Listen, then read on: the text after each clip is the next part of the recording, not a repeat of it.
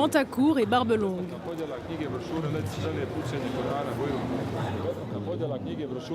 Ces jeunes Bosniens ne sont pas hipsters, mais salafistes. Ils veulent vivre comme leur prophète. En plein centre-ville de Sarajevo, plagiant Facebook, ils tentent de séduire petits et grands en vantant un islam basé sur la charia. Bonbon d'une main, livret coranique de l'autre. Allez-y, servez-vous. Ça, c'est pour les enfants, une cinquantaine de très belles histoires. Je suis heureux quand je vois que l'islam progresse et se propage. En Bosnie, l'islam majoritaire coexiste avec le catholicisme et l'orthodoxie depuis 600 ans. Ici, des musulmanes sans voile ou des musulmans consommant de l'alcool ne choquent personne. Une approche libérale que Bakir a rejetée il y a un an pour se convertir au salafisme. Pour trouver le véritable islam, il faut s'en tenir à l'interprétation des premiers siècles, mais pas aux interprétations modernes, souvent polluées car elles sont influencées par la philosophie occidentale. En Arabie saoudite, ils sont restés dans le plus pur islam. Les musulmans de Bosnie représentent 45% de la population. Hier encore, il était impossible de les distinguer. Aujourd'hui, barbe, tunique longue, hijab, niqab restent minoritaires, mais se banalisent. C'est surtout un effet de mode, même si cela paraît un peu fou de dire ça. Beaucoup de ces filles qui portent le voile sont directes et très sûres d'elles.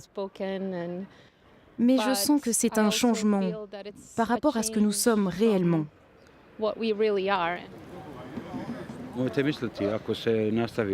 Si ça continue comme ça, c'est sûr. Ils vont se radicaliser encore davantage. Ils vont se regrouper toujours plus et recruter des terroristes.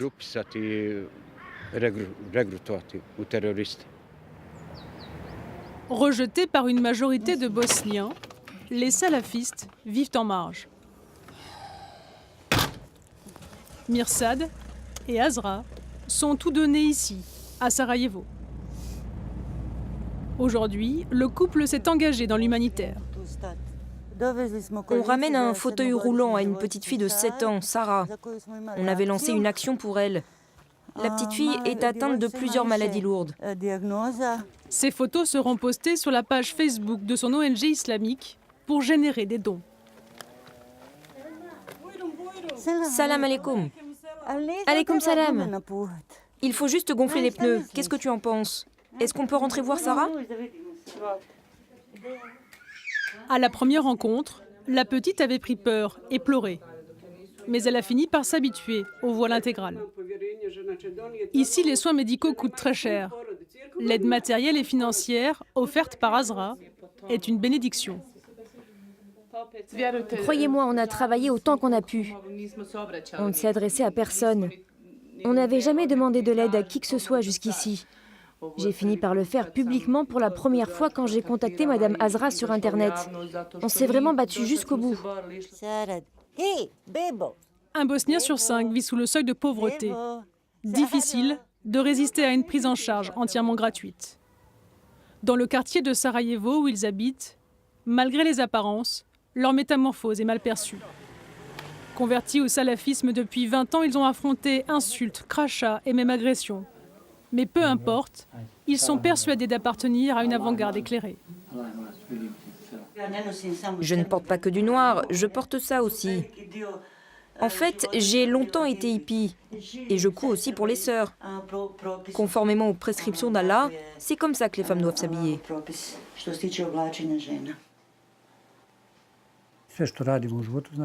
tout ce que je fais dans la vie, je me réfère à ce que disent les prescriptions religieuses. Si elles disent que c'est raisonnable d'avoir 4 femmes, et si je remplis toutes les conditions, alors je peux en avoir 4. Chaque femme est par nature jalouse. C'est naturel. Ce serait difficile pour moi. Mais si Allah le lui permet, je n'ai pas le droit de lui interdire. Auparavant, c'est elle qui ne s'interdisait rien. Jeune hippie, elle fréquentait bars et discothèques. Et dès les premières heures de la guerre en 92, elle prenait les armes. Là, c'est moi. Là, c'est un frère d'armes, Nermin. J'espère qu'il est encore en vie. Je ne l'ai pas vu depuis longtemps. Ça, c'est le tunnel de Sarajevo. Des photos souvenirs où désormais son visage doit être flouté. C'est bien ce conflit qui mènera Azra au salafisme. La mouvance était alors inexistante en Bosnie. Pendant 4 ans, pour épauler les forces musulmanes opposées aux Serbes orthodoxes, des milliers de combattants volontaires, principalement issus des pays arabes, affluent. Parmi eux, des islamistes d'Arabie saoudite que le royaume arme et finance.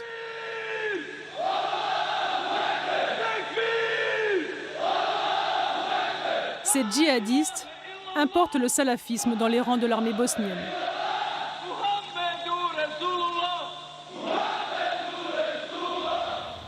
Après la guerre, des ONG saoudiennes voleront au secours d'une Bosnie exsangue et elles se pérenniseront. Depuis, elles financent reconstruction de villages, écoles, dispensaires et surtout, mosquées. Nous retrouvons Bakir, à 2 pas de celle où il pratique. C'est un lieu où les gens viennent pour se fréquenter. Ça peut être un terrain fertile pour faire des contacts professionnels, juste pour connaître tous ses frères, ou même pour se marier, ou fonder une famille.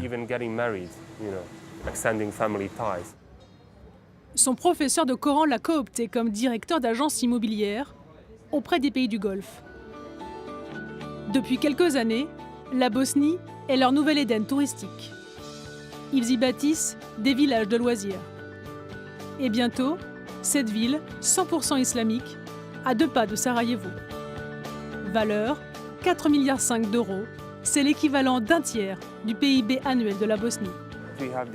Nous avons ce lien clé entre nous qui est la religion. Par la pratique religieuse, on est tous connectés avec l'islam, donc ça ne me pose pas de problème qu'ils achètent.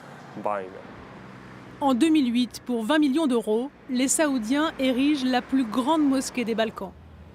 Au pied d'immeubles toujours défigurés par la guerre, des milliers de croyants comme Bakir, chaque jour, s'y pressent. À l'intérieur, de larges salles de prière, mais aussi de sport, de cours de langue et de conférences. La mosquée passe pour radicale. Pour y entrer, l'imam a exigé que nous nous présentions à l'ambassade de l'Arabie saoudite. Elle acceptera car ce soir-là, le royaume envoie 50 Bosniens triés sur le volet faire le pèlerinage à la Mecque, tout frais payé. Le processus de sélection est très sensible.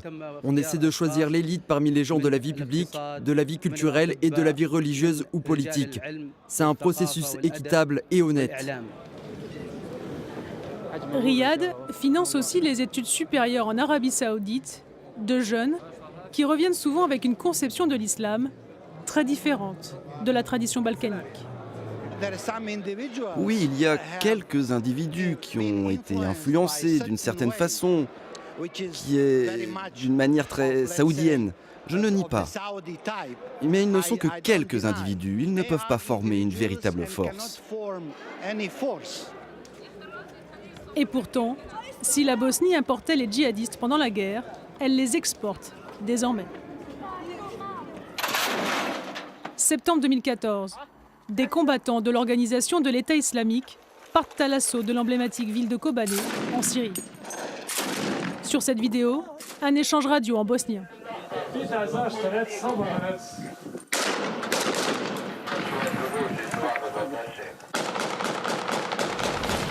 Plus de 300 citoyens bosniens ont fait le choix de partir combattre en Syrie. Ramené au nombre d'habitants, c'est le ratio le plus élevé d'Europe. Ces djihadistes des Balkans sont régulièrement mis en avant dans des vidéos de propagande de l'organisation de l'État islamique. Borite se protiv njih. Ako možete, postavite im eksplozive ispod auta, njihovim kućama, svima njima. Ako možete, uzmite otrov neki, stavite im u piće, u jelo. Pour les contrer, les forces spéciales du pays lancent depuis un an des raids dans toute la Bosnie. C'est l'opération Damas. Armes, munitions et équipements militaires en grande quantité sont saisis. 35 islamistes radicaux sont arrêtés. Tous suspectés de financer le terrorisme et de recruter des candidats au djihad. Parmi eux, Bilal Bosnić, leader de la mouvance salafiste en Bosnie. 43 ans, 4 femmes, alors que la polygamie est interdite en Bosnie.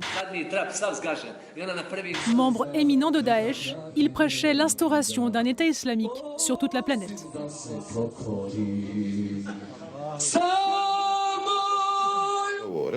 Aujourd'hui, Bilal Bosnić est jugé au tribunal de Sarajevo pour avoir envoyé sur les champs de bataille des dizaines d'Européens. Comme ce Bosnien de 24 ans, l'une de ses recrues, Suad, a été tué en janvier dans les rangs syriens de Daesh. Son père témoignait. Ja sam Bošnjak, musliman, vjeroispovijed mi je islam, evo, svima smijem reći. A ti učiš našu djecu kako ne smije da kažu da su oni muslimani, da je njihovo islam. Treba da se sramiš. Samo kažu gdje je bila unišu tu kuću, da se je ta kuća rasula. Direction le nord, où sévissait Bilal Bosnić. Dans une commune à 95% musulmane. Ici, les familles de modérés vivent aux côtés de salafistes. Nous nous présentons en tant que journalistes au domicile où vivait Suad, le jeune djihadiste tué en Syrie.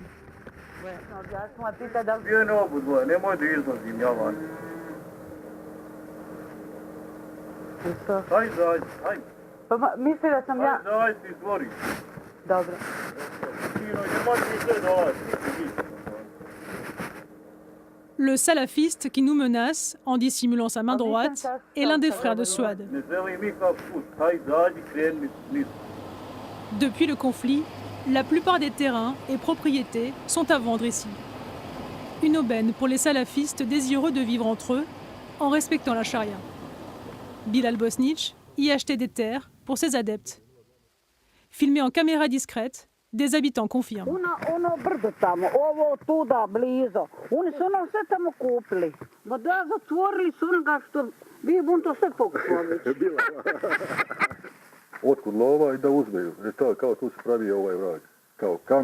D'après les services de renseignement du pays, ces terrains sont en partie utilisés en camps d'entraînement et bases de repos pour djihadistes de retour de Syrie et d'Irak.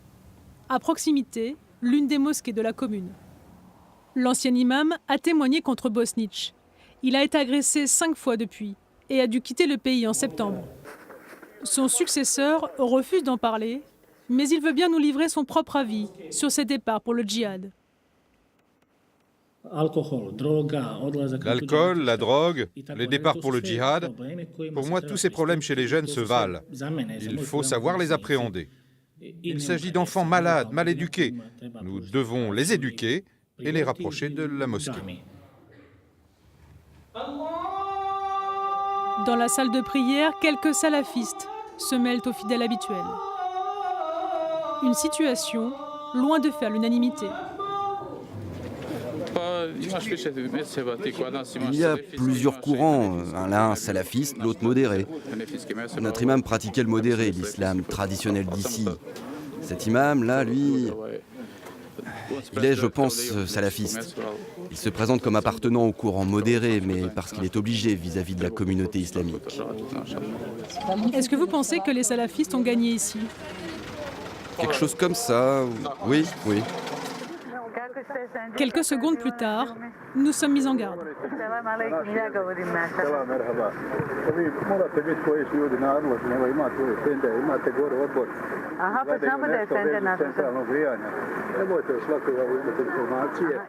À nouveau, nos questions dérangent.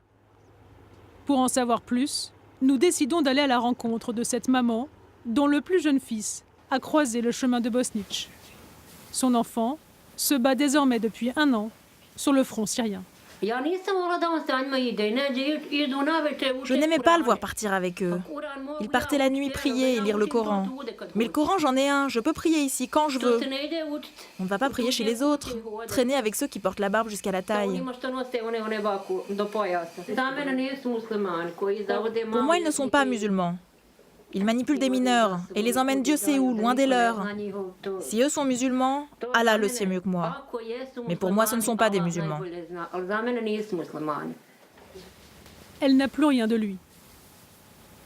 Avant de partir, il a brûlé toutes ses photos et tous ses vêtements. J'ai peur qu'il le tue. s'ils entendent que sa maman lui demande de rentrer à la maison. J'aimerais bien lui dire, mais je n'ose pas. Je vais mourir si je ne peux pas le revoir. C'est mon plus jeune enfant. Il me ressemble. Il est tout blond comme moi. Pour faire face à ce phénomène en hausse, la législation en Bosnie a été modifiée courant 2014. Djihadistes et recruteurs jugés au tribunal de Sarajevo s'exposent désormais à 20 ans de prison. Le mois dernier, Bilal Bosnić y a été reconnu coupable.